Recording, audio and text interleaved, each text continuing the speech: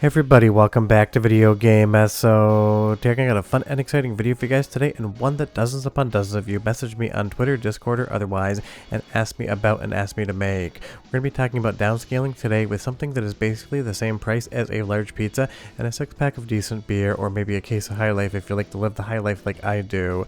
What you'll see right now is MAME, the Golden Axe Revenge of Death adder running on my PVM, and it's coming directly off of my computer and going into the back of the television with no really extra hardware other than one cheap ass scaler.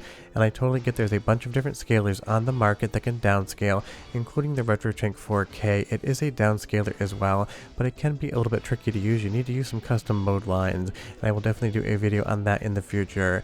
But I had like 30 some odd people send me a message about a very cheap component downscaler that was available on Amazon. I'm guessing they probably saw it on Retro RGB's channel, so obviously credit to him for picking it up first. But it's one of those things, for the price of pizza and some beers, you can get this thing and play around with it to your heart's content. So I'm going to be talking about how to use it today, whether or not I think it's good. Spoiler alert, it is shockingly good for the price, and just kind of play around a little bit, because in the past I've done videos on downscalers as well as Mr. Cast and Groovy Mr. getting those signals across to a PVM, but honestly this one here just seems to be one of the easiest things I've used so far.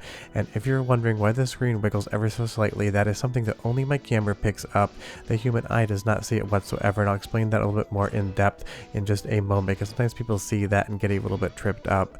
But I expected this thing, honestly, for the price to be absolute dog shit terrible, and that is just because a lot of these devices on Amazon with brand names I can't even pronounce, this one is like Berkrockery, I do not even know, are usually just absolutely not worth working with whatsoever. Even if they're cheap, the result is absolutely abysmal and just not something that you're going to have fun with. But you'll see here in real time, controlling something like Golden Axe or Revenge of Death adder across from my laptop over to my PVM with this converter just absolutely is a fun time. And if you also notice that sometimes the frame rates look a bit different, I shoot these at 24 frames per second at a 180-degree shutter angle.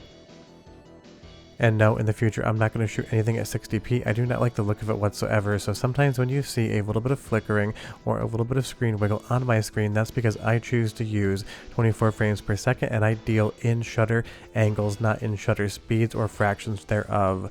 But you'll see in real time, I am just hooking this up into my computer, and I will show you the hookup process in a bit, dialing in whatever game I want to play in MAME, going ahead and hitting enter, and then that game is going to be running directly on my CRT.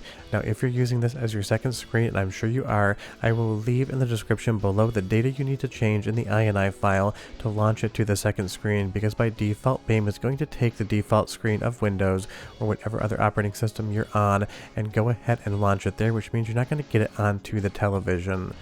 But if I actually blow in here, you're going to see the color rendition, the sharpness here on component on a PVM is actually shockingly quite good. And one more time, that wiggle there is just something my camera catches because of the refresh rate and not anything to do with the converter or shows up in real life. But the second thing I thought I would hate about this thing, other than the fact that I didn't think it would work very well, is I assumed that the color reproduction just wouldn't look that great on the PVM. I have absolutely no idea what silicon they're using inside of this downscaler, but I will say right now it's doing the job, and it's doing the job shockingly effective. And the funny thing is, I even did this on Mr. Cast when I was playing around with that as well. The ROMs on my laptop are the same ones that I've had since I did that video over 2 years ago. But one of my favorite things to do with Mr. Cast, and now with this down converter, is to pop up some old television shows, because about 3 years ago, I showed you guys how to watch Pete and Pete on your Mr. FPGA, because these are the type of shows I grew up with, and even though they look great on my OLED, watching them on a CRT television just absolutely gives me the vibe of the 90s when I was watching Pete and Pete on TV. And trust me when I say this, it is still one of the best shows ever made and written, not just for kids, but watch it as an adult, it absolutely hits. And the funny thing is, just like on Mr. Cast, I did the exact same thing, talked about Pete and Pete back then. So don't think this downscaler is just for gaming, it really is generally purposed whatever you want it to be for a CRT.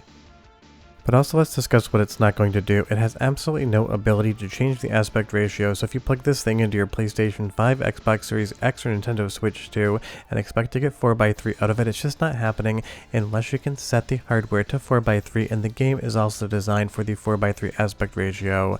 Yes, you can go underscan on PVMs, but on most consumer sets that's just not going to be an option whatsoever, so you really want to keep this thing just for 4:3 content. That's why old TV shows work really well, and that's why basically everything in MAME is going to be spectacular as well. But you can do this with anything that will run on your PC. That's why I'm kind of delineating this as a PC tutorial, even though I'm not teaching you everything. Think about Dolphin, think about SNES. Every single emulator out there is going to work, and that's what we had on the Mr. FPGA side of things too, and I still love that solution. But I've always said that this is kind of hard mode, getting it set up as well as running it. The core is incredible, but it does require a lot of cables and a lot of management, and when it works spectacularly well, but you have to put a little bit of time in to actually get there.